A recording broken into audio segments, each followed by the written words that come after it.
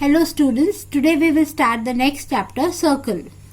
A circle is the set of all points in a plane which is having a constant distance from the center. So if this O is the center of the circle, I can say that it is equidistant from any part O. So if I make point A and if I make point B, OA is equal to OB. Similarly, if I join one more point C, then OC is equal to OB equal to OA. So equidistance from the center. The center here is represented with the letter O. And this point which is represented as OA, this line, OB, OC, these are the radius of the circle. The radius of the circle.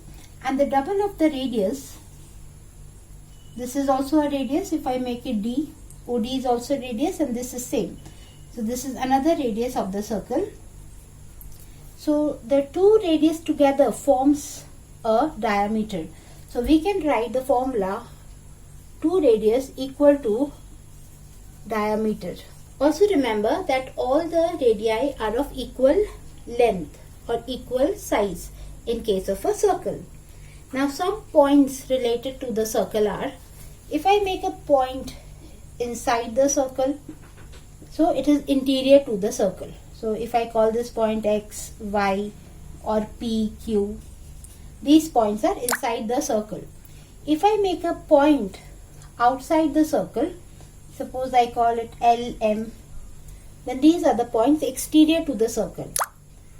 And if I have on the circle, like any of these points, these are the points which are on the circle. So inside the circle, interior to it, points outside the circle, exterior to it, and points on the circle.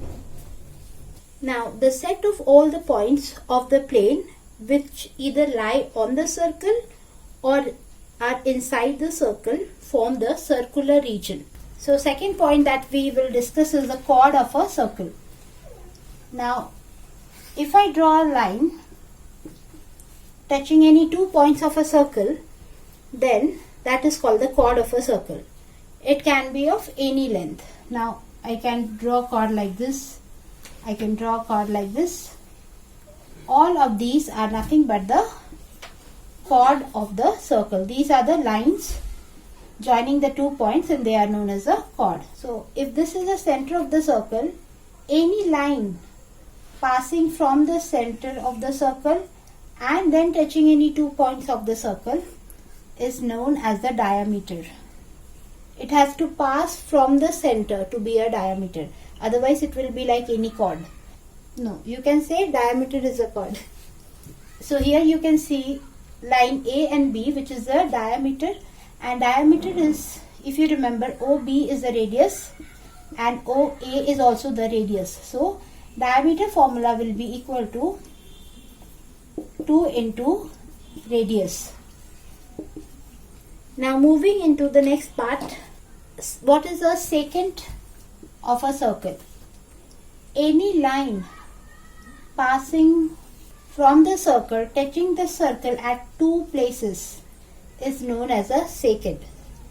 Here secant means, as this line, suppose we call it L, is passing through the circle and touching the circle at 2 points A and B. We are calling this line as the secant of the circle.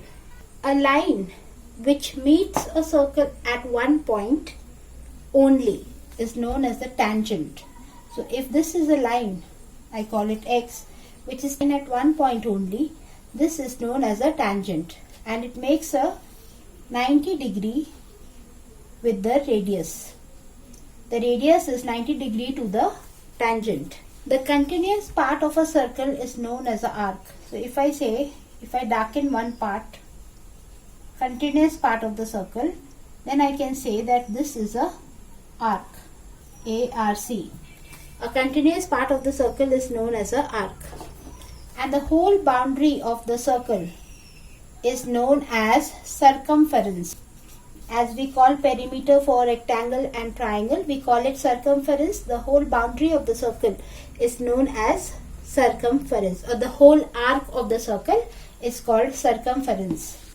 Now if this is one circle and we say that this is half of a circle where I have shown dotted line, the diameter, and one half of the circle, I call it a semicircle. Semi means half. So semicircle is one half of the whole arc of the circle. Now suppose I represent this center as O and I represent this as A, and I take another point B and join it from the center. I get a arc. This is the continuous part of the circle, which is the arc, and I can say that this arc is a minor arc as it is less than half of the whole arc of the circle. This is a minor arc, and this outer continuous arc will form the major arc because it is more than half of the circle.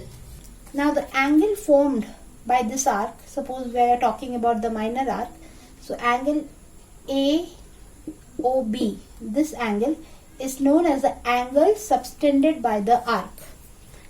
The angle subtended by an arc, the angle which is formed by the two radii of an arc at the center of the circle. These are the two radii OB and OA, and the angle subtended by this minor arc is angle AOB or BOA.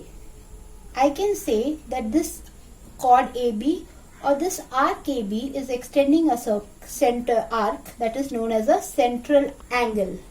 The central angle, suppose this is a central angle, it is the angle which is subtended by this particular arc at the center of the circle. As this is the center of the circle and the angle is subtended at this particular point, we can call it a central angle.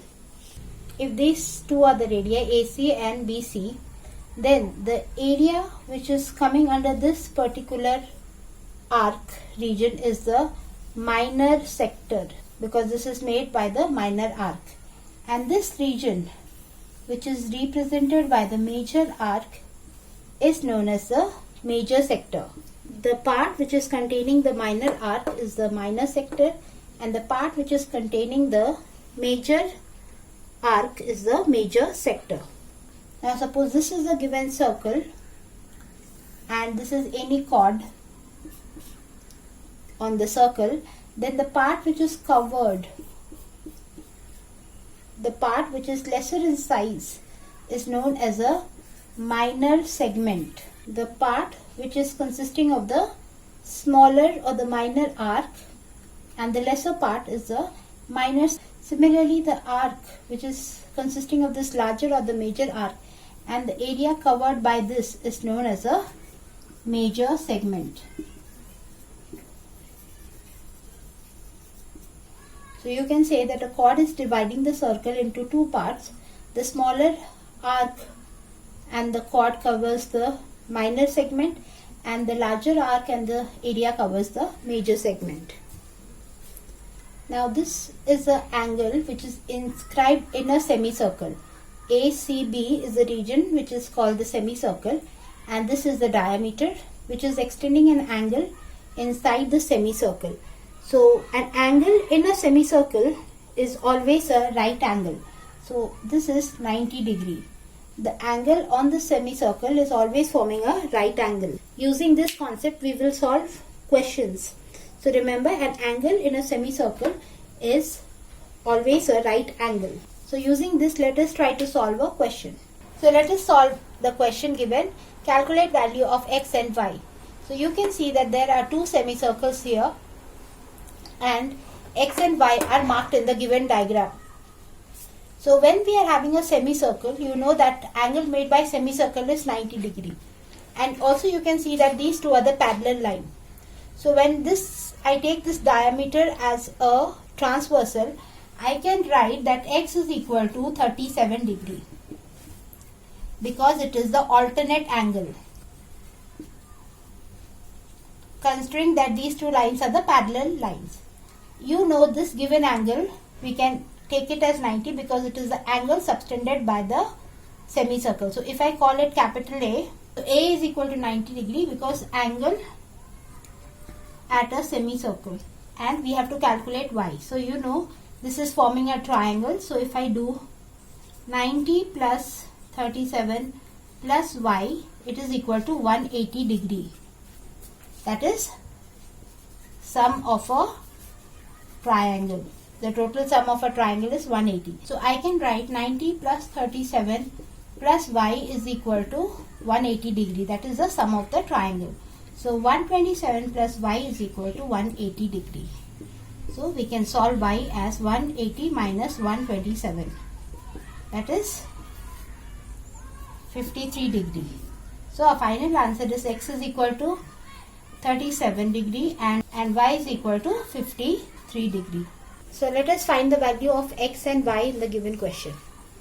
Now you can see that there is a triangle which is made on the semicircle.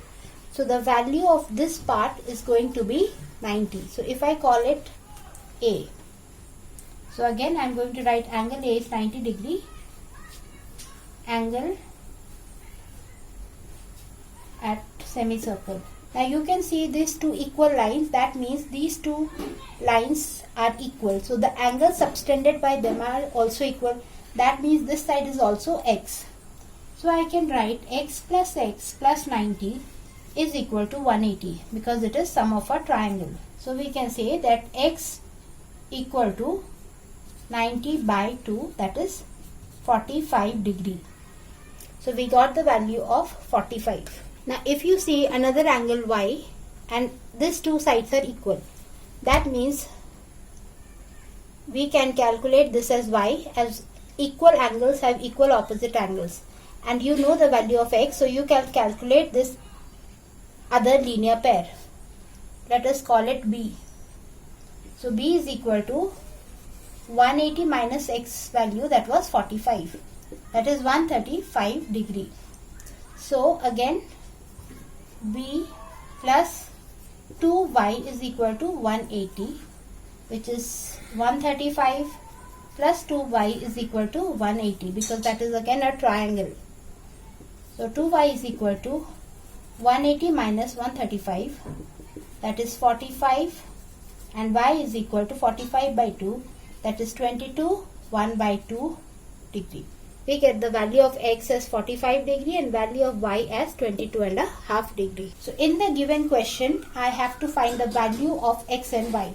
Now these are not the angles, these are the length of the given lines. So if you can see that OA and OC are the radius of the triangle and AB and BC are the tangent. And according to the property, I had told you that the tangent, it touches the circle at one point and it makes 90 degree with the radius. So we are going to use the property of Pythagoras theorem and solve the questions. So as OA is 5, so we can also write OC as 5 centimeter because both of them are the radius. Now to calculate x, I need to do 12 square plus 5 square because x is the hypotenuse, which is the longest side, which is opposite to the 90 degree. So when I solve it, I get 13 centimeter. So after getting x as 13 centimeter and knowing the value of OA as 5 centimeter, we can calculate y. So y will be equal to 13 square minus 5 square because AB is not the hypotenuse, so we will not add, we will subtract. So 169 minus 25 degree, 169 minus 25 is equal to root over of 144, that is 12 centimeter. So we have calculated the value of x as 13 and y as 12.